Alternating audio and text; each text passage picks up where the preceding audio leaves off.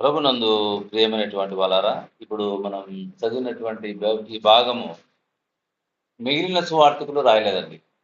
మిగిలిన సువార్తికులు అయితే యోహాను తేటగా ఆ భాగాన్ని మనకు తెలియపరుస్తూ ఉన్నాడు. ఆయన ప్రభు అయిన యేసుక్రీస్తు వారిని ఉదయం 9 గంటలకు, ఇవన్నీ మనకు బాగా తెలుసు కదా, పరిచయమే కదా. ఉదయం 9 గంటలకు సిలువ వేశారు. ఆయన సిలువలో వేలాడినాడు. ఎప్పటి వరకు ఉన్నాడు? మధ్యాహ్నము దాదాపు 6 గంటల సమయం ఆయన శిలువ మీద గడపడం మనం చూస్తూ ఉన్నాం. శిలువలో ఎన్ని మాటలు పలికాడు ఆయన? 7 మాటలు పలికాడు. ఒక ఒక విషయం గమనిద్దాం. ఇది నాకు వచ్చినటువంటి ఆలోచన. ఎవరైనా నేరం చేసి ఉరిశిక్ష వేయబడినటువంటి వారు ఉరిశిక్ష వేసే రోజున వారి ఆరోగ్యం బాగుండాలి. వారి ఆరోగ్యం బాగుండాలి.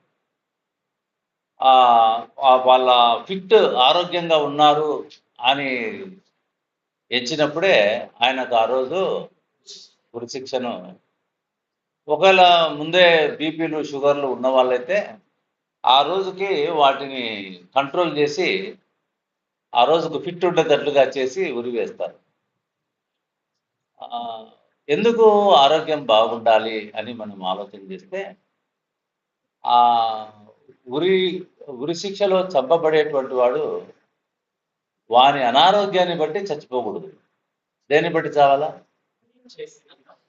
అంటే వాడు ఎట్లా ఉండాలా? ఆరోగ్యంగా ఉండాలి. వాడు ఆరోగ్యంగా ఉంటే అర్థమేమి? వాడు చేసిన తప్పుకు చనిపోయినాడు. వాడు అనారోగ్యంగా ఉంటే ఏమంటాం? వాడు బీపీ వచ్చి చచ్చిపోయినాడు అంటాం కదా. అందుకని ఆ నియమం పాటిస్తారు. ఉరి వేసేటువంటి వాళ్లకు అటువంటి నియమం పాటిస్తారు. ప్రభునందు ప్రియమైనటువంటి వాళ్ళరా, మన ఆలోచన ప్రభు వీటిని సహాయం చేయాలా? మన ఆలోచన, మన ప్రభు సిలువలో వేలాడినప్పుడు చాలా మంది ఏమనుకుంటారంటే ఆయన చనిపోయినాడు అనుకుంటారు. ఆయన నీరసించిపోయి రక్తం అంతా కారిపోయి ఆయన చనిపోయినాడు, చాలా బాధపడి చనిపోయినాడు అని చాలా మంది. ఇప్పుడు కొన్ని సినిమాలు ఏం చూపిస్తాయంటే ఆయన పడిన శ్రమను చూపిస్తూ ఉంటాయి. ఆ కళ్ళు అంత రక్తం, నోరంతా రక్తం, ఈపంతా గాయాలు. వీటిని చూసి మనం కూడా ఎక్కువ దుఃఖపడతాం. దుఃఖపడి నమ్ముకునేటోళ్ళు కూడా ఉన్నారు. అది నమ్మకం కాదండి. అయితే ప్రభునందు పిల్లరా, అంతకంటే మన ప్రభు శిలువ మరణం కంటే ఇంకా భయంకరమైన మరణం, చచ్చిపోయిన భయంకరమైనటువంటి మరణం అనుభవించిన వాళ్ళు ఉన్నారా లేదా? మన ప్రభు శిలువలో మరణించిన ఆ శ్రమ కంటే ఇంకా ఎక్కువ శ్రమ అనుభవించి చనిపోయిన వాళ్ళు ఉన్నారండి.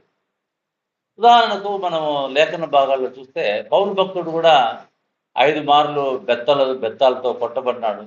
చాలా కష్టపడ్డారు. మరి ఇక్కడ మనం గమనించాల్సింది ఏమరా అంటే, ఆ పౌలు భక్తుడు అన్ని సార్లు శ్రమ పడినందుకు ఆ శ్రమను బట్టి మనకేమైనా వచ్చిందా? ఏమైనా మేలు వచ్చిందా? దీన్ని బట్టి మనకేమర్థం అవుతుందంటే, ప్రభు ఆ శ్రమ పొందిన ఆ శ్రమను బట్టి, అంటే ఆ దెబ్బలను బట్టి మనుషులకు ఏ మేలు కలగదండి. ఏ మేలు కలగదు. ఆయన అరచేతుల్లో మేకులు, కాళ్ళల్లో మేకులు, ఇంకా అంతగా మరి ఆ శ్రమకే మనకు మేలు కలిగే, మనకు పాపక్షమాపణ కలిగేటట్లయితే ఇంకా అంతకంటే గొప్ప గొప్ప మరణాలు పొందిన వాళ్ళు ఉన్నారు, లేరా? ఉన్నారు. ఆ శ్రమను బట్టి మనకు ఫలం కలగలేదండి. ఆ శ్రమను బట్టి మనకు ఫలం కలిగేటట్లయితే ఇంకా ఆయనను సిలువలోనే ఆ 7 మాటలు మాట్లాడాల్సినటువంటి అవసరం ఉండదు. సరే, మరి 7 మాటలు 7 సార్లు ఎందుకు మాట్లాడినాడు అని మనం ఆలోచన చేద్దాం. ఆయన మొదటి 3 మాటలు మాట్లాడిన తర్వాత 3 మాటలు మాట్లాడినాడు. తర్వాత దేశమంతా చీకటి కమ్మింది. ఎటువంటి చీకటి కమ్మిందంటే ఆ దేశం లూకా రాసిన సువార్తలో చూడండి, అది చాలా క్లియర్గా ఉంటుంది.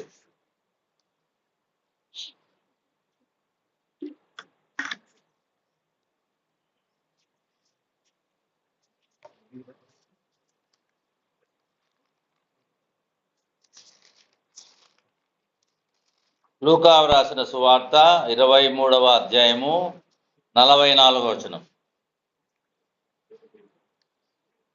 అప్పుడు రమారమి మధ్యాహ్నమై అది మొదలుకొని 3 గంటల వరకు ఆ దేశం అంతటి మీద చీకటి కమ్మెను. సూర్యుడు అదృశ్యుడా. మధ్యాహ్నమైంది ఏమండి? ఉదయం 9 గంటల నుంచి 12 గంటలకు ఏమైంది? మధ్యాహ్నమైంది. సూర్యుడు నడినెత్తిన ఉన్నాడు. వెంటనే ఏం కలిగింది? చీకటి. ఎటువంటి చీకటి కలిగింది? సూర్యుడు అదృశ్యుడాయను. అంటే సూర్యుడు ఎక్కడున్నాడు? అక్కడే ఉన్నాడు. సూర్యుడు ఎక్కడున్నాడు? ఏ స్థానంలో ఉన్నాడు? ఆ స్థానంలో ఉన్నాడు. అదృశ్యుడు ఆయన అంటే అర్థం ఏంటి? ఈ చీకటి ఆ వెలుగునే డామినేట్ చేసింది. ఈ చీకటి ఆ వెలుగునే డామినేట్ చేసింది. సూర్యుడు అదృశ్యుడు ఆయన అంటే సూర్యుడేమి ఉన్నాడు. చీకటి ఎంత గొప్ప చీకటి! ఆ సూర్యుడు కనపడనంత చీకటి. సూర్యుడు అదృశ్యుడు ఆయన అని రాయబడింది. అంటే అర్థం ఏంటంటే, ఇప్పుడు మనము చీకట్లో ఉంటే ఏదైనా వెలిగిస్తే ఆ ఎదురుగా ఉండేటివి మనకు కనబడతాయి. ఒకవేళ అగ్గిపుల్ల గీసినా ఆ చీకట్లో ఏం కనపడటం లేదట? చెప్పండి. ఆ వెలుగు కూడా కనపడలేదు. అంత భయంకరమైన చీకటి. దాన్ని లూకా భక్తుడు చాలా క్లియర్గా మధ్యాహ్నమాయను ఆ దేశమంతటా చీకటి కమ్మెను. ఆ చీకటి ఎటువంటిది అంటే సూర్యుడే అదృశ్యుడు ఆయను. అంటే సూర్యుడు మాయమైపోయినని రాయలేదండి. సూర్యుడు తన స్థానం నుంచి వెళ్ళిపోయినాడని రాయలేదండి. ఏమైనాట? అదృశ్యుడు ఆయన, కనపట్లేదు. అంటే ఏది గొప్పది? ఆ చీకటి అంతా. ఆ 3 గంటలు ఏం జరిగిందో లేఖనాల్లో రాయబడలేదండి. ఆ 3 గంటలు ఏం జరిగిందో మన ప్రభు తాను పరిచర్య చేసే రోజున ప్రారంభంలో ఏం చెప్పేవాడు? నేను లోకమునకు వెలుగై ఉన్నాను. నేను లోకమునకు, ఆయన వెలుగండి. చీకటి ఆ దేశమంతా కూడా చీకటి. ఆ చీకటి మొట్టమొదట పలికినటువంటి మాట ఏంటి? తండ్రి, వీరేం చేస్తున్నారో వీరు ఎరుగరు కనుక వీరిని క్షమించు. రెండవ మాట ఏంటి? నేడే నీవు నాతో కూడా పరదేశంలో. వెంటనే పలకలేదండి. అంటే మనం అట్లా రాయబడింది కాబట్టి మనం చూస్తున్నాం. మూడవ మాట ఏంటి? అమ్మా ఇదిగో నీ కుమారుడు, ఇదిగో నీ తల్లి. చీకటి కమ్మింది. చీకటి తొలగిపోయేటప్పుడు ఏమంటున్నాడు ప్రభు? నా దేవా నన్నెందుకు చేయవచ్చు. తర్వాత నేను దప్పి కొడుతున్నా. తర్వాత నా ఆత్మను నీ చేతికి అర్పించాను. సమస్తము అప్పటికే సమాప్తమైందని. ఈ విధంగా ఆయన 7 మాటల విధానంలో 3 మాటలు చీకటికి ముందు, 3 మాటలు చీకటి తర్వాత. ఆ 3 గంటల చీకటిలో ఏం జరిగింది? ఏం జరిగి ఉండవచ్చును? అవును ప్రభునందు పిల్లరా, మనం ఏమనుకుంటున్నామంటే, మనం ఎంత శ్రమపడినాడు ప్రభు, వాళ్ళు కొట్టినారు వీళ్ళు కొట్టినారు అని మనం అనుకుంటున్నాం. హేళన చేస్తున్నారు. వీటిని గురించి ఏమీ ఆయన మాట్లాడడం లేదండి. తన శ్రమను గురించి ఏమీ మాట్లాడడం లేదు. తండ్రి, వీరేం చేస్తున్నారో వీరు ఎరుగరు కనుక వీరిని క్షమించు. మనం ఆ స్థితిలో ఉంటే మనము వాళ్ళు ఏం చేస్తున్నారో వారు ఎరుగరు కనుక వారిని క్షమించుము అన్న మనసు మనకు ఉండేదా? ఆయన ఏం చేస్తున్నాడు అంటే ఆ ఫిజికల్ గా పడే శ్రమను ఆయన లెక్క చేయటం లేదు. వారిని అంటే ఆ రక్తం పోయి బలహీనమైపోయిన పోయినట్లుగా కళ్ళు మూసుకొని లేడు. ఆయన గమనించగలుగుతున్నాడు. అంటే ఫిట్. ఆయన పాపల కొరకు ప్రాణం పెట్టడానికి ఆయన ఎట్లున్నాడు? ఫిట్గానే ఉన్నాడు అనమాట. అయ్యో తూలిపోవటం లేదు. కొద్దిసేపు మొబ్బొచ్చి కొద్దిసేపు మళ్ళా తేరుకొని ఆయన తూలిపోవటం లేదు. రెండవ మాట ఏది? నేడే నేడే నీవు నాతో కూడా పరదేశంలో వింటూ ఉన్నాడు. వేరే వారి ఆక్రందన వింటూ ఉన్నాడు. వేరే వారి యొక్క పాప భీతిని గురించి ఆయన వింటూ ఉన్నాడు. మొట్టమొదట వారిద్దరూ దూషించినారు దొంగలు. కానీ తర్వాత దొంగ తెలుసుకొని నీవు దేవునికి భయపడవా, దేవునికి భయపడవా అంటే ఆయన ఏమని ఒప్పుకుంటున్నాడు? ఆయన దేవుడు అని ఒప్పుకుంటున్నాడు. ఒప్పుకొని యేసు నీవు నీ రాజ్యంలో వచ్చినప్పుడు నన్ను జ్ఞాపకం చేసు. వెంటనే ప్రభు ఏమంటున్నాడు? నేడే ఆయన చక్కగా చూడగలుగుతున్నాడు. రెండవది వినగలుగుతూ ఉన్నాడు. ఆ స్థితిలో మనం ఉంటే మనం ఏం చేసేవాళ్ళము? మీరు ఆలోచన చేసుకోండి. ఆయనకేదో అతీత శక్తిని కాదండి, ఆయనకు తన శరీర శ్రమను గుట్టి లెక్క చేయటం లేదండి. మూడవది, అమ్మా ఇదిగో నీ కుమారుడు, ఇదిగో నీ తల్లి. ఆయన గమనించగలుగుతున్నాడు. చూడండి, ఆయన వాళ్ళు ఏం చేస్తున్నారో తెలుసుకోగలుగుతున్నాడు. ఈయన ఏం మాట్లాడుతున్నాడో వినగలుగుతున్నాడు. వాళ్ళ కుమారుడు, తల్లి, ఆ యోహాను విషయము గమనించగలుగుతున్నాడు. తండ్రి వీరేం చేస్తున్నారో వీరు ఎరగరు కనుక సరే అమ్మా ఇదిగో నీ కుమారుని చూచి ఇదిగో నీ తల్లి. ఆ గడియలోనే ఆయన ఆమెను చేర్చుకున్నట్లు రాయబడింది. లేఖనాలు మీరు చదివి ఉంటారు కాబట్టి ఇప్పటికే నేను చెప్పుకుంటూ వెళ్తున్నాను. ఆ గడియలోనే ఆమెను చేర్చుకున్నాడు. ఆమె ఏమనాలా?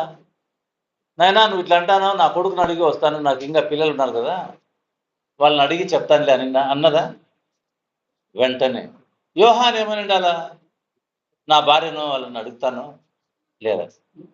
ప్రభువు మాటకు ఇతరుల ఆలోచనలు నీ సొంత ఆలోచన ఉండటానికి వీల్లేదండి. అమ్మా రామ సేవకు అంటే మనం ఏం చేస్తాం? మా భర్తను అడిగి చెప్తామండి, మా మామని అడిగి చెప్తామండి, మా అక్కని అడిగి చెప్తాం, మా అమ్మని అడిగి చెప్తామండి. ప్రభు పిలుపుకు ఏమండి వేరే వాళ్ళ ఆలోచనలు అనవసరం అండి. ఎప్పుడైతే వేరే వాళ్ళ ఆలోచనలతో మనము వస్తామో ఆ సేవ పరిచర్య ఆగిపోతుందండి.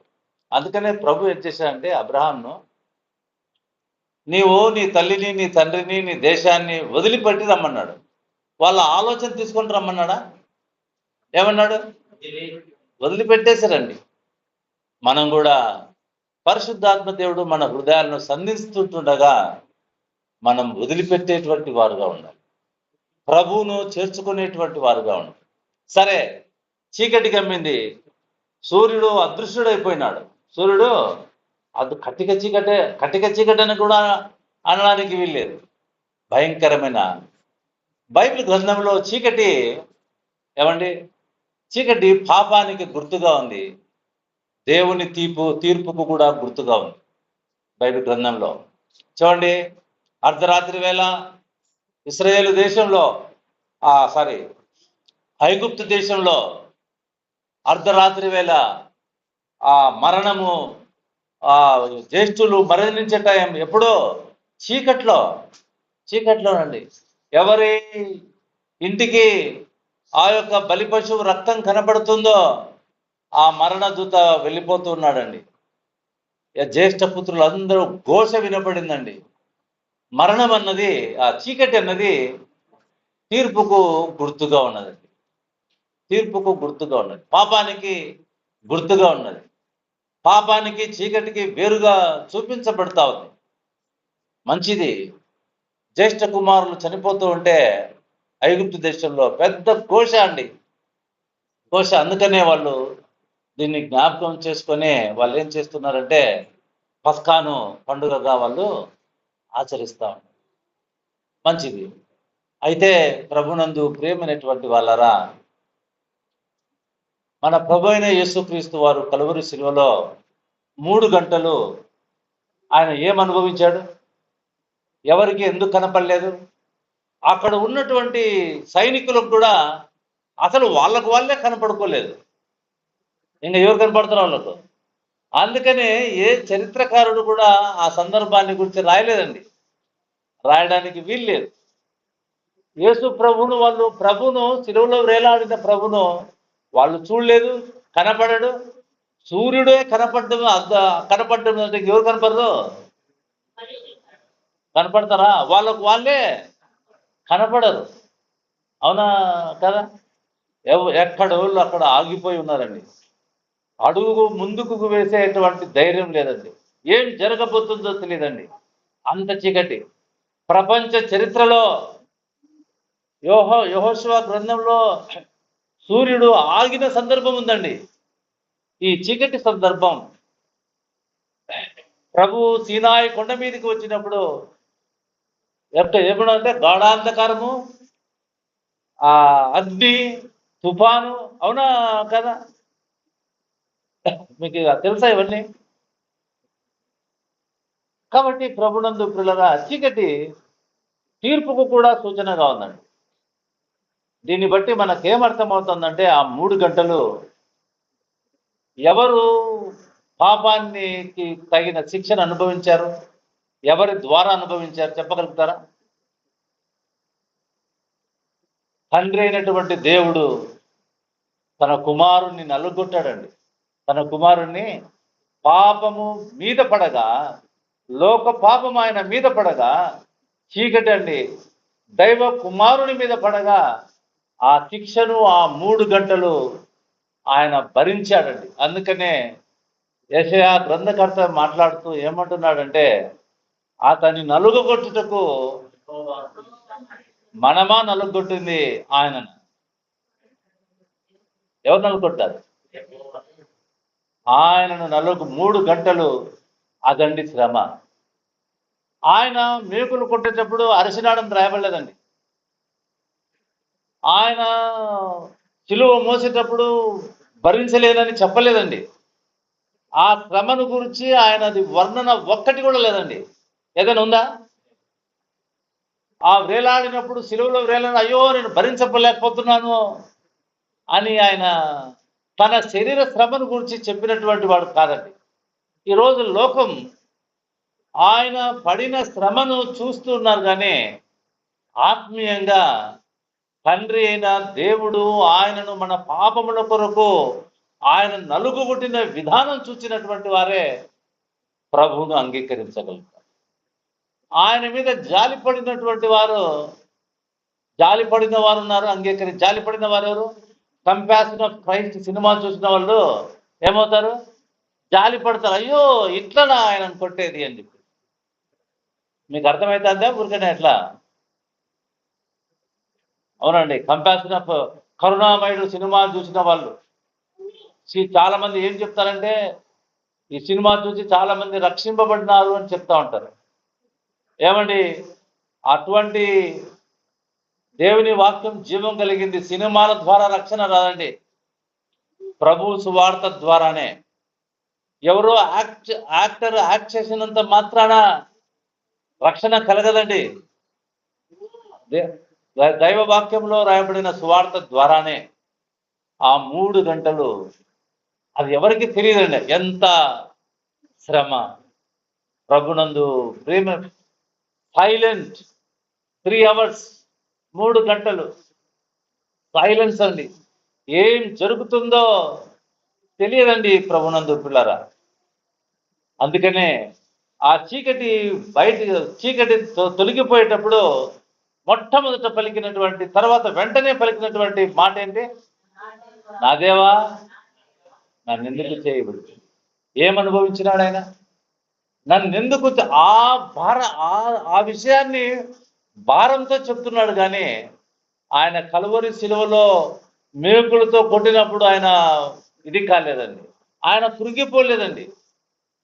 నా దేవా ఇంతవరకు ప్రభు తన తండ్రి అంటున్నాడు, కానీ ఏమంటాం లేదు, దేవా అని అనటం లేదు.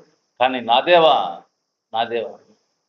మానవుల పాపము ఆయన మీద పడగా తండ్రి అయిన దేవుడు మానవుల పాపాన్ని ఆయన మీద మోపి ఆయనను మన పాపములకు తగిన శిక్ష ఆ కుమారుని మీద కలిగించి ఆ పాప శిక్ష నుండి మనలను విడిపించినాడండి.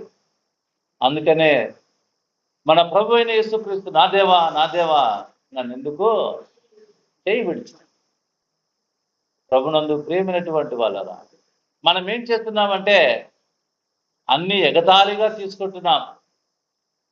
ఓ ఈయన నా దేవ ఎలోయి ఏలి ఏలి లామా సబక్తాని అంటే అర్థం ఏంటి? నా దేవా నన్ను ఎందుకు చేయి విడిచి. పాఠం దండిగా పోయింది, ఎప్పుడు చెప్పలేను. నా దేవా నన్ను ఎందుకు చేయి విడిచి. ఈయన అంటున్నాడు ఎలోయి ఎలోయి లామా, మార్కు రాస్తున్నాడు ఎలోయి ఎలోయి అని. దానికి అర్థం ఏంటి? నా దేవా నన్ను ఎందుకు చేయి విడిచి. వాళ్ళకి తెలీదా? వాళ్ళకి ఆ భాష అర్థం కాలేదా? వాళ్ళు ఏం చేసినారు? ఉండు ఈయనను ఏలియా పిలుస్తా ఉన్నాడు, ఏలియాని పిలుస్తున్నాడు, ఆయన వచ్చి రక్షిస్తాడేమో. హేళననా నిజంగానా? హేళనగా. ఆ భాషకు అర్థం తెలుసు వాళ్ళకు, కానీ హేళన చేస్తున్నారు. మన ప్రభు అయిన యేసుక్రీస్తు ఎందుకొరకు చనిపోయినాడో మనకు కూడా తెలుసును. మనం కూడా ఆ యొక్క క్షమాపణను మనం తీసుకోకోకుండా ఆయనను మనం ఏం చేస్తున్నాం? వాళ్ళు హేళన చేసినట్లుగానే మనం కూడా హేళన చేస్తాం. వాళ్ళు ఏం చేస్తున్నారు? ఉండండి ఏలియా వస్తాడేమో చూద్దాం. ఈయన దేవుని కుమారుడు చెప్పినాడు కదా, మెస్సయ్య అని చెప్పినాడు కదా, మలాకి దూత కూడా చెప్పినాడు కదా, లాస్ట్కు వస్తాడు ఏలియా అని, వస్తాడేమో చూద్దాం. ఈయన దేవుడు కాదు అని చెప్పడానికి వాళ్ళు ఇవన్నీ ప్రయత్నాలు, హేళన. ఏలి ఏలి లామా సబక్తాని. దేవుడు తన కుమారుణ్ణి మన పాపముల కొరకు తన కుమారుణ్ణి చేయి విడిచాడండి. పాపముతో కలిసి ఉండలేడండి తండ్రి అయినటువంటి దేవుడు, విడిచిపెట్టేశాడండి. పాపానికి శిక్ష కలిగిందండి. అమ్మా అయ్యా, ఉదయకాల సమయంలో మన పాపములకు శిక్ష ఎంత కఠినమైన, అది ఎవరికీ తెలియదండి. అందుకనే దేవుడు నేటికి భంగపడుతున్నాడు, రక్షణ పొందండి. పాపం యొక్క భయంకరత్వం ఎంతనో వాస్తవానికి మనకు తెలియదండి. ఉదయకాల సమయం ఆ గొప్ప రక్షణ ఉచితంగా మనకు అనుగ్రహిస్తూ ఉన్నాడు. మంచిది. 5వ మాట, నేను వీళ్ళు ఏం చేస్తారు?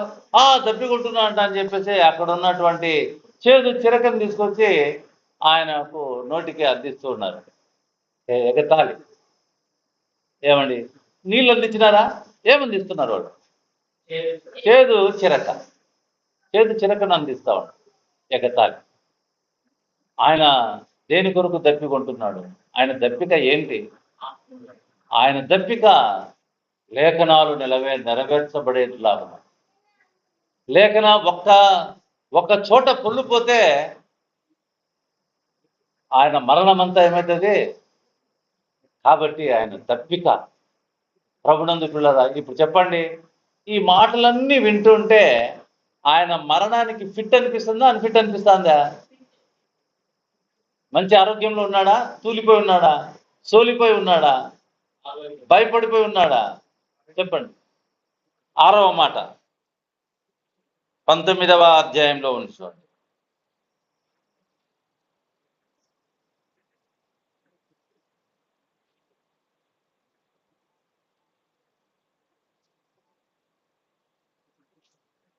ముప్పై వచనం. యేసు ఆశ్చర్యపరుచుకొని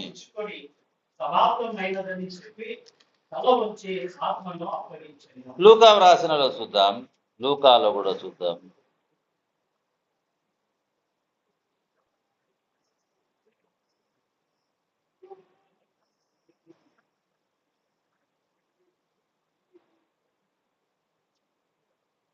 లూకానా మత్తయినా?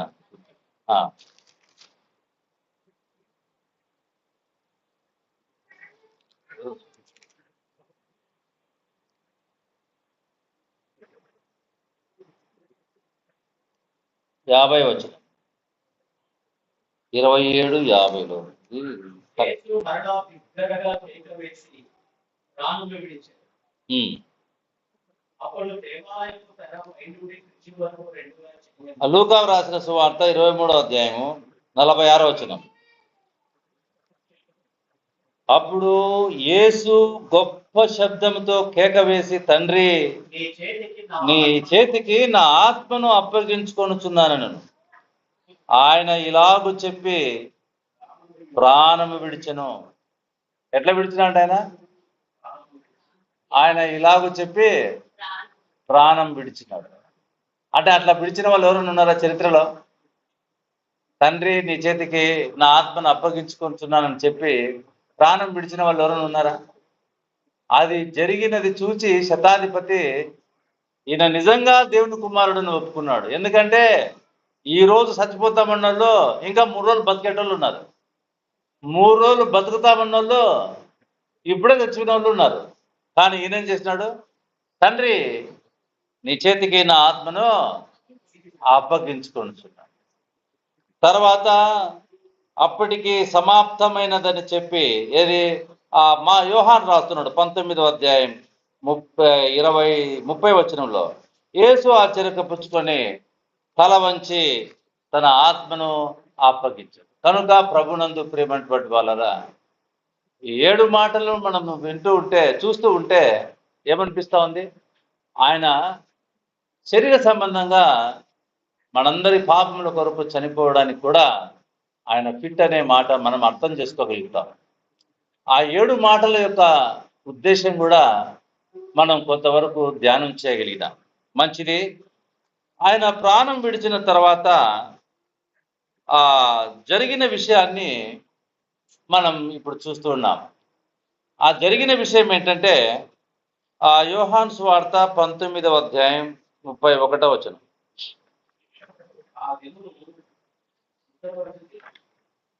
పరిస్థితి విశ్రాంతి దినం, మహాదినం కనుక ఆ దేహము విశ్రాంతి దినం మీద ఉన్నట్టు వారి కాలు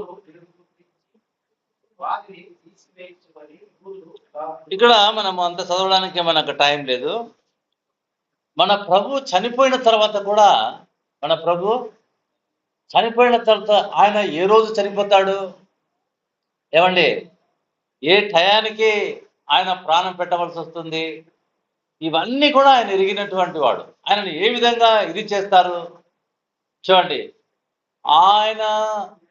ఆయన ఎముకలలో ఒకటైనను విరవబడదని ఇక్కడ రాయబడింది.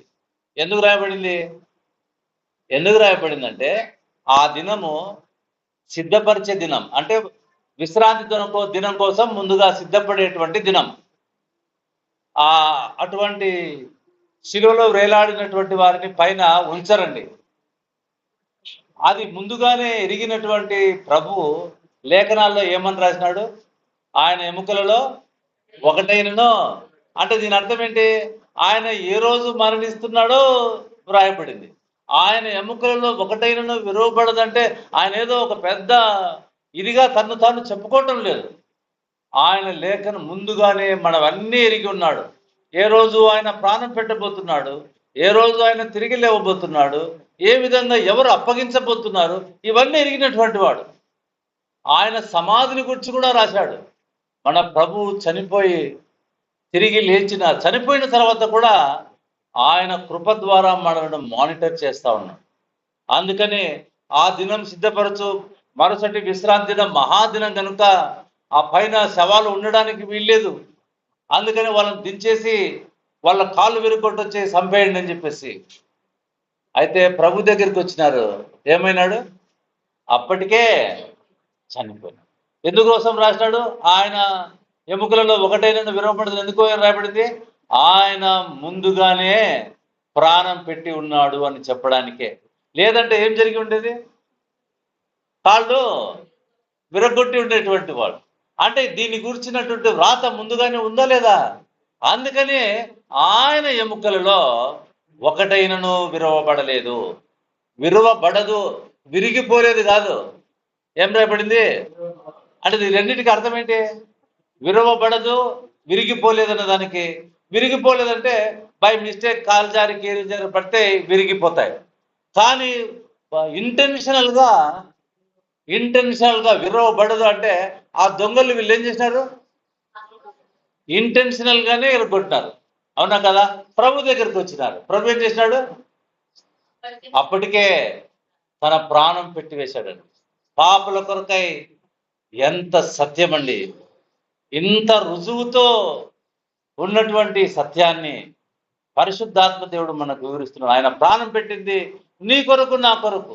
అందుకనే ఆయన కాలు విరగొట్టడానికి వచ్చినప్పుడు అప్పటికే ఆయన చనిపోయి ఉండటం చూసి ఏం చేశారు? ఒక సైనికుడు ఆయన ప్రక్కలో పొడిచాడండి. ప్రక్కలో పొడిచినప్పుడు ఏమొచ్చినాయంట? రక్తమును నీళ్లు కారిపోయినాయి. ఇది చూచినటువంటి వాడు సాక్ష్యం ఇస్తున్నాడు. చదవండి ఆ మాటలు. 19వ అధ్యాయము 35వ వచనం. 35వ వచనం. ఇది చూచిన వాడు సాక్ష్యం ఇచ్చుచున్నాడు. అతని సాక్ష్యము సత్యమే. మీరు నమ్మునట్లు. ఏం నమ్మునట్లు? యోహాను యొక్క ఉద్దేశం ఏంటి? మనం నమ్మడానికి. ఏమని నమ్మడానికి? ఆయన లేఖనాల్లో అటు తర్వాత సమాప్తమైన యేసు ఎరిగే. అట్లనే ఇప్పుడు కూడా లేఖనాల్లో రాయబడిన రీతిగా మన ప్రభు కాళ్ళు విరగొట్టబడలేదు అని చెప్పడానికి ఇది చూచినటువంటి వాడు సాక్ష్యం ఇస్తూ ఉన్నాడు. అతని సాక్ష్యము సత్యమే. అంటే ఏ విషయంలో సత్యం? మీరు నమ్మునట్లు. ఏం నమ్మునట్లు?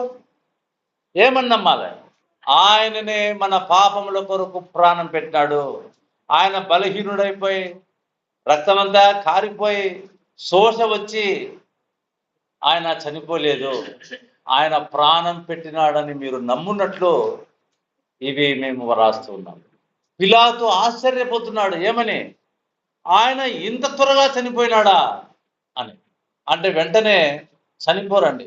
పెద్ద ఇదేం కాదు. యవ్వనస్తులు. మన ప్రభు యవ్వన ప్రాయంలో సిలువ వేయబడ్డాడు కాబట్టి పెద్దగా ఇంతలోనే చనిపోయినాడా? ఆశ్చర్యం. మన ప్రభు ప్రాణం మీరు నమ్మునట్లు. ఈ సందర్భంగా మనము ఎట్లా ఉండాలంటే ఆయన భారం చూడండి. అపోస్తలుడైన యోహాను యొక్క భారం. మనం కూడా ప్రభువును నమ్మేటట్లుగా మనం సాక్ష్యం చెప్పేవారుగా ఉండాలండి. మన సాక్ష్యాలు ప్రభువును నమ్మగలిగేలాగా సాక్ష్యాలు ఉండాలండి. ఈరోజు చాలా మంది సాక్ష్యాలు చెప్తున్నారు. ఏమని? నేను తాగుతూ ఉంటేని, విచారం చేస్తూ ఉంటేని, దొంగ ఇవి కాదండి చెప్పాల్సింది. నా భారం కొడతా ఉంటేని, నేను పెద్ద దొంగను, ఇవి కాదండి చెప్పాల్సింది. నువ్వు చెప్తా ఉన్నావు, మిగతా చెప్పడం లేదు. నీకేం క్యారెక్టరో అందరికీ అదే క్యారెక్టరే. అందరి బాడీలు ఒకటే, వేరు వేరు బాడీలు ఏం లేవండి. ఇవి కాదు సాక్ష్యం చెప్పాల్సింది. ఈయన అపోస్తలుడు ఏం సాక్ష్యం చెప్తున్నాడు? ఆయన మన కొరకు ప్రాణం పెట్టినాడు అనేది సత్యం. ఇదిగో నేను పాపిని. ఏం పాపిని? పుట్టుకతోనే పాపిని. వ్యభిచారం చేసి, దొంగతనం చేసి, హత్య చేసి నేను పాపిని కాదు. నా తల్లి గర్భంలో నేను పుట్టడమే పాపంలో పుట్టిన నేను పాపిని. పాపానికి శిక్ష ఉంది. ఆ పాపాన్ని బట్టి మన ప్రభు అయిన యేసుక్రీస్తు వారు ఆయన చనిపోయినాడు కనుక నా మీద పాపం లేదు. ఆయన తిరిగి లేచినాడు కనుక నా మీద పాపం లేదన్న రుజువు నాకు. ఇదండి సువార్త సాక్ష్యం. ఈరోజు సాక్ష్యాలు అంటే నా కులము. ఎప్పుడైతే సాక్ష్యంలో ఏం ప్రస్తావన రాకూడదు? కుల ప్రస్తావన రాకూడదండి. నేను ఫలానా పెద్ద బ్రాహ్మణుడు ఇదే అన్యులకు కోపాలు వచ్చేటువంటి విషయాలండి. ప్రభుని నమ్ముకోవడానికి కులం కావాలన్నా పాపం కావాలన్నా చెప్పండి మీరు? పాపులను రక్షించడానికి మనం ఏం చెప్తున్నాం? కులాన్ని చెప్తా ఉన్నాం. మా కులము మెచ్చదగిందే, అవసరాన్ని బట్టి నేను ఇట్లా చెప్తున్నాం అనమాట. కాదండి, పాపులను రక్షించడానికి దీంట్లో ఏముండదు. కుల ప్రస్తావన. ఎవరైతే కుల ప్రస్తావన చేస్తున్నారో వాళ్ళు నిజమైన రక్షణలో వాళ్ళు ఉండకుండా ఉన్నారండి. ఒకవేళ వాళ్ళ వాక్యం ఎంతైనా చెప్పవచ్చును, ఎంతైనా చెప్పవచ్చును. అపోస్తులుడు ఏం చెప్తున్నాడు? ఆయన పేరు కూడా రాయటం లేదండి. నేనే చూసినానండి రాస్తున్నాడా? గ్రేడ్గా ఇదో నేనే అపోస్తలుణ్ణి, నా పేరు యోహాను అని చెప్తున్నాడా? తన సువార్తలో తన పేరే రాయలేదండి. ఈరోజు మనం ఏం చెప్తున్నాం సువార్తలో? నా కులము, నా చదువు, నేను నా గురించి చెప్పేటప్పుడు ఎట్లా ఉంటుందంటే సాక్ష్యము, మీరందరు తక్కువైన వాళ్ళు, నేను ఒక్కనే అట్లా చెప్తా ఉంటారు సాక్ష్యాలు. అంటే వాళ్ళు ఏం కోరుకుంటున్నారు? ప్రభు మహిమ కోరుకోవటం లేదు. ఏం కోరుకుంటున్నారు? ఆయన మహిమ కోరుకుంటున్నారు. అయ్యా నేను పాపిని, నేను సువార్తను నమ్మినాను, ఇదేనండి సాక్ష్యం. నేను సువార్తను విన్నాను, నమ్మినాను, ఆయన నన్ను రక్షించినాడు, ఆయన కొరకు, ఇది సాక్ష్యం. ఇంకా వేరే వేరేవి మసాలా అంతా ఉండడానికి వీల్లేదండి. సారాదాతిని ఇవన్నీ కాదండి, ఇవి కాదు చెప్పుకోవాల్సింది. నేను పాపిని, ఇంకా పాపం అంటే ఇంకా దానిలో ఇవన్నీ ఉన్నాయి. కొంతమంది అంటే తాగినోళ్ళే పాపులని కాదు, అసలు ఏమి చేయకోకుండా ఉండేవాళ్ళు కూడా పాపులే. అర్థమవుతుందండి? ఏం చేయకోకుండా ఉండేవాళ్ళు పరలోకానికి పోతారా? కేవలం వీళ్ళే నరకానికి పోతారా? కాదండి. సువార్తను నమ్మని ప్రతి ఒక్కడు నిత్య నాశనానికే.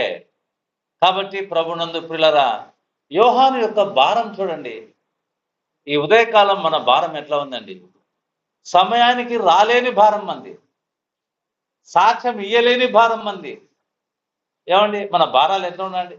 దేవుని కొరకు నువ్వు ఏ చిన్నది చేసినా, లేవియా కాండంలో రాయబడింది, గోధుమ పిండి నువ్వు దేవుని సన్నిధికి తీసుకొని వచ్చి దాంట్లో చేరెడు అంటే ఎంత?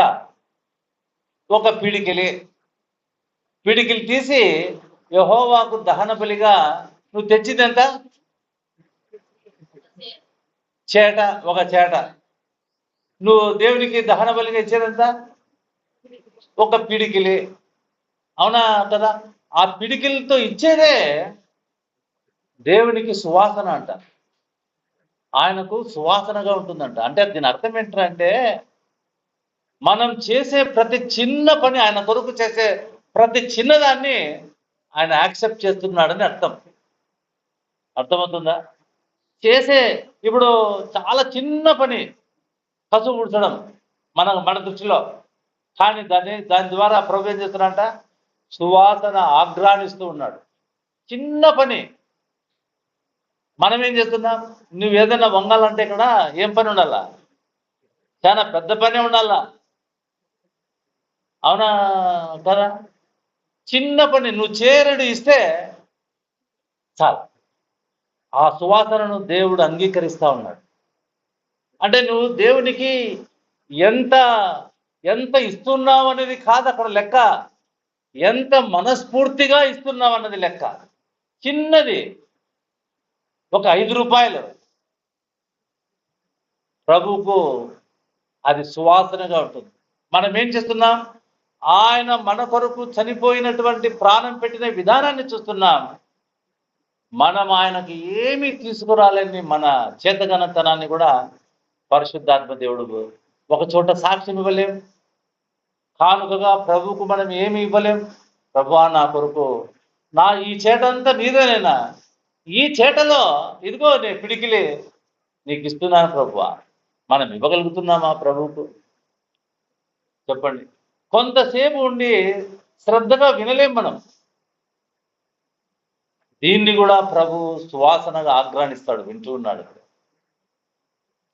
కాబట్టి ప్రభునందు ప్రియులారా, ఆయన ఎముకలలో ఒకటైనను విలువబడలేదని లేఖనం నెరవేరిందంట. అంటే అర్థం ఏంటంటే, ఆయన చనిపోక మునిపే ఇవన్నీ రాయబడ్డాయి. అంటే ఆయన విశ్రాంతి దినానికి ముందు రోజే చనిపోతున్నాడు, శుక్రవారం మరణిస్తున్నాడు, ఆదివారం తిరిగి లేస్తూ ఉన్నాడు. ఇవన్నీ అందుకనే ఆయన ఎముకలలో ఒకటే. ఆయన మాట తప్పని దేవుడు, ఆయన మాట తప్పని దేవుడు.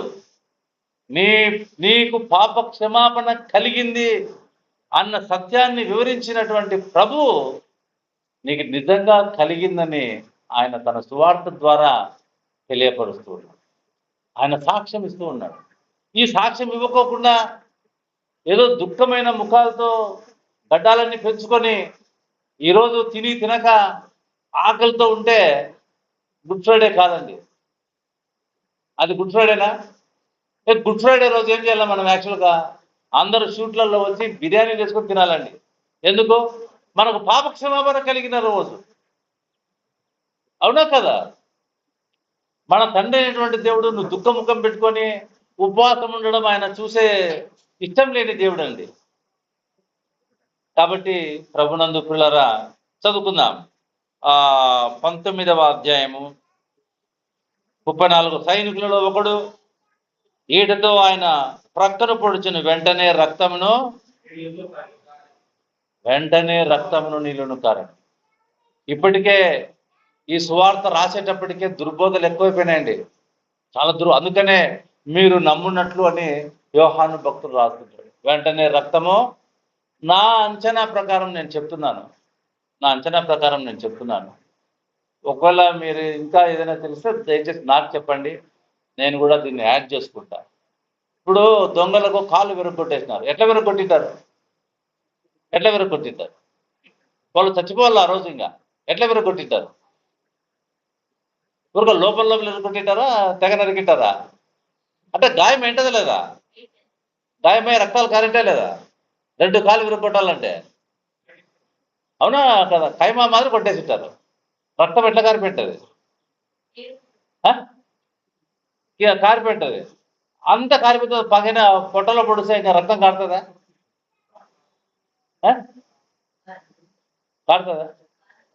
ఎందుకు? ఆ నీరు రక్తం అంతా కారిపోయింది కదా. ఇప్పుడు పైన రక్తము నీళ్ళు కారుతుందంటే అర్థం ఏంటి? ఆయన కాళ్ళు విరగొట్టబడలేదు అని అర్థమవుతుందా? ఆయన కాళ్ళు ఇది చూచిన వాడు సాక్ష్యం ఇస్తున్నాడు, ఇతని సాక్ష్యము సత్యమే, మీరు నమ్మునట్లు ఇతను సాక్ష్యము చెప్తున్నాడని ఆయన ఎరుగును అని రాయబడింది. అందుకని వెంటనే చూడ అతని ఎముకలలో ఒక్కటైనను విరవబడదు. ఆ రక్తము నీళ్ళు ఏం చూపిస్తున్నాయి? చెప్పండి. ఏం చూపిస్తున్నాయి? ఆయన ఎముకలలో ఒకటైనను విరవబడలేదని అర్థం. ఇది నేను ఊహించి చెప్తున్నానండి. ఒకవేళ మీరు ఇంకా దీనికంటే మంచి శ్రేష్టమైనది వింటే దయచేసి నాకు చెప్పండి, నేను కూడా దాన్ని ఏది ఏమైనప్పటికీ ఆ యోహాను సాక్ష్యం ఈరోజు మనందరి సాక్ష్యం కావాలి. ఒక 1 గంట ఇక మధ్యాహ్నం 12 గంటలకు మందిరం చర్చి పెట్టి మధ్యాహ్నం 3 గంటలకు వాళ్ళు సమయాన్ని చూస్తున్నారా, లేఖనాన్ని చూస్తున్నారా? చెప్పండి. ఇన్ని రోజులు ఉపవాసం. దేని కొరకు ఉపవాసం? ఇది లక్ష్యం ఏంటి? ఏమిటి లక్ష్యం? చాలా మందికి ఉన్న అనుమానం ఏమంటే, ఈ బ్రదర్కి ఏం తెలుసు, 5-6 మంది కూడా లేరు. వాళ్ళందరూ పెద్ద పెద్ద ఇవి రెవరెన్షిప్ అంతా చదివి, సెమినార్లన్నీ చదివి వాళ్ళందరూ, వాళ్ళకి తెలీదా? దేవుడు లూకా రాసిన సువార్త ఇదొక్కటి చదివి ముగిద్దామండి.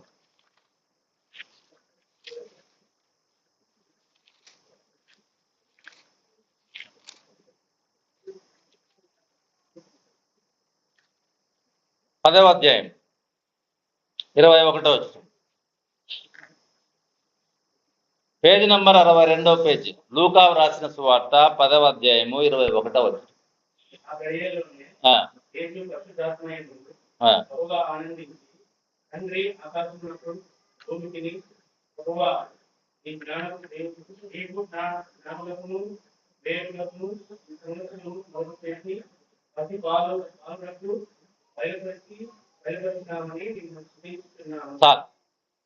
చూడండి, ఎవరికి సంగతులు మరుగుపరిచినంట?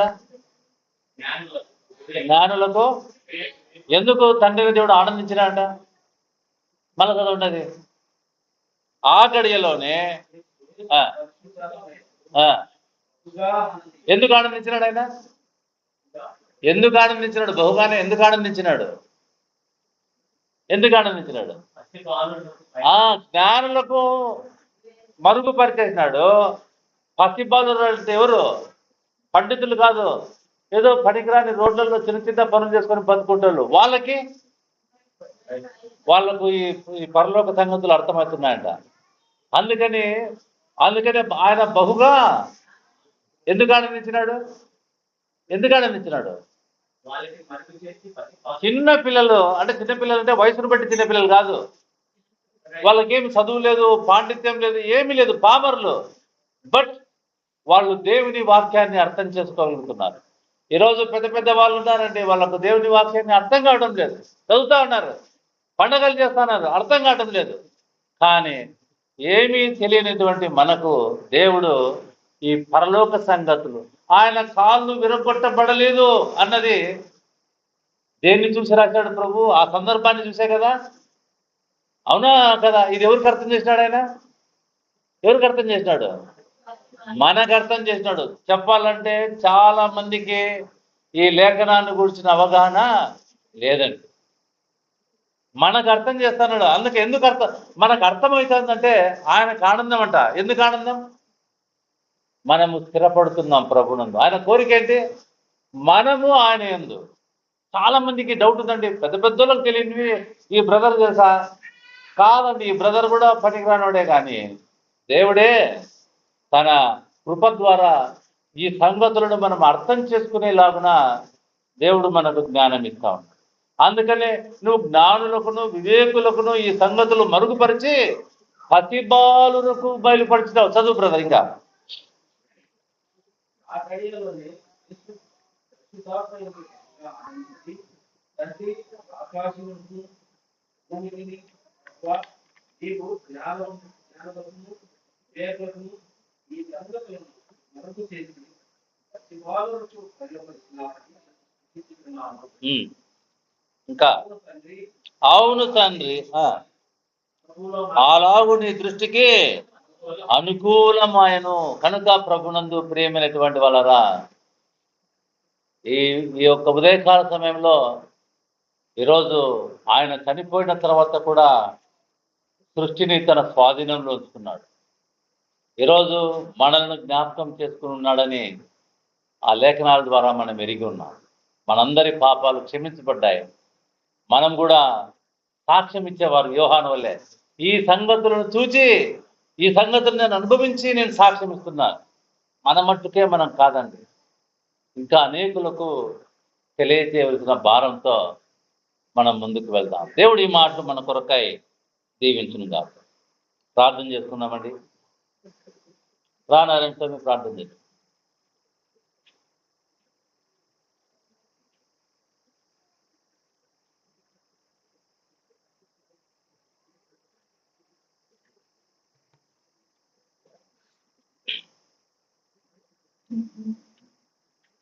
చిన్న వాక్యమును బట్టి ప్రార్థన చేసుకుందామండి. జీవాధిపతి అయిన మా ప్రభువా, మీ పరిశుద్ధమైన నామానికి స్తోత్రములు నాయన తండ్రి. ప్రభువా, ఎన్నటి వారమైన మమ్మల్ని ప్రేమించి నాయన తండ్రి, మరొక దినము మా ప్రభు దినంలో ఇలాగున నాయన తండ్రి, ఉదయకాల సమయంలో నాయన తండ్రి సంఘంగా చేర్చి నాయన తండ్రి, నాయన సంఘమంతయు నాయన తండ్రి ప్రభువా మిమ్మల్ని ఆరాధించుటకు నాయన తండ్రి ప్రభువా, మిమ్మల్ని కీర్తించుటకు గణపరచుటకు నాయన తండ్రి సంఘానికి ఇచ్చిన ఈ భాగ్యమును బట్టి స్తోత్రములు చెల్లించుకుంటున్నాం నాయన తండ్రి. నాయన తండ్రి ప్రభువా, పరిశుద్ధ లేఖనము నుంచి నాయన తండ్రి ప్రభువా, మరి యోహాను నాయన తండ్రి మేము కొంత భాగము జ్ఞాపకం చేసుకున్నాం నాయన తండ్రి. యోహాను భక్తుడు నాయన తండ్రి ప్రభువా, నాయన తండ్రి ఆయన మరి ఎంతగానో నాయన తండ్రి లేఖనము నాయన తండ్రి ప్రభువా, నాయన మేము కూడా అలాగనే నాయన తండ్రి ప్రభువా ఉండాలని నాయన తండ్రి ప్రభువా మీ లేఖనం ద్వారాగా ఇచ్చించినందుకు స్తోత్రములు నాయన తండ్రి. నాయన ప్రభువా, మరి సిలువలో నాయన తండ్రి మీరు పలికిన 7 మాటలు నాయన మేము జ్ఞాపకం చేసుకున్నాం నాయన తండ్రి. నాయన ప్రభువా, మీరు సోలిపోయినప్పటికీ నాయన తండ్రి ప్రభువా, నాయన తండ్రి మీరు వినగలుగుతున్నారు నాయన తండ్రి, చూడగలుగుతున్నారు నాయన తండ్రి, మాట్లాడగలుగుతున్నారు నాయన తండ్రి ప్రభువా. అనుదిన జీవితాలకు నాయన తండ్రి ప్రభువా, నాయన మీరు ఈ దినము కాడ ఎంతో నాయన తండ్రి గొప్ప మేలులను నాయన తండ్రి ప్రభువా మాకు దయచేసి ఉన్నారు నాయన తండ్రి. పాపము చేత నాయన ప్రభువా, మరణ భయం చేత నాయన తండ్రి, నాయన మేము ఆయన అంధకార సంబంధంగా ఉన్నప్పటికీ నాయన తండ్రి ప్రభువా, మీ మరణం చేతనైనా తండ్రి ప్రభువా మీరు మరణించి నాయన తండ్రి ఆ సిలువలో నాయన తండ్రి 3వ దినం కాడ తిరిగి లేచి నాయన తండ్రి ఆ పాపం నుంచి మమ్మల్ని అందరినీ విడిపించి నాయన తండ్రి ప్రభువా నీతి రాజ్యానికి నాయన తండ్రి మమ్మల్ని వారసులుగా చేసినారు నాయన తండ్రి ప్రభువా. అంత మాత్రమే కాక నాయన తండ్రి మీరు నాయన తండ్రి ప్రభువ మా కొరకు నాయన తండ్రి మేము పొందవలసిన దెబ్బలు నాయన తండ్రి ప్రభువ మీరు నాయన తండ్రి నాయన ఆ సిలువలో నాయన తండ్రి ప్రభువ మరి మీరు పొంది ఉన్నారు నాయన తండ్రి నాయన ప్రభువ మధ్యాహ్న కాల సమయంలో నాయన తండ్రి ప్రభువ నాయన ప్రభువ ఇంచుమించు నాయన తండ్రి మరి సూర్యుడు అదృశ్యుడు ఆయన నాయన తండ్రి ప్రభువ మేము జ్ఞాపకం చేసుకున్నాం నాయన తండ్రి నాయన చీకటి అంటే ఎంత చీకటో అని నాయన తండ్రి ప్రభువ మరి అంతటి చీకటి కమ్మి ఉన్నది నాయన తండ్రి ప్రభువ ఆ చీకటిలో నాయన తండ్రి మా కొరకు నాయన తండ్రి మీరు నాయన తండ్రి నలుగుగొట్టబడ్డారు నాయన తండ్రి ప్రభువ దీన్ని బట్టి స్తోత్రములు చెల్లించుకుంటున్నాం నాయన తండ్రి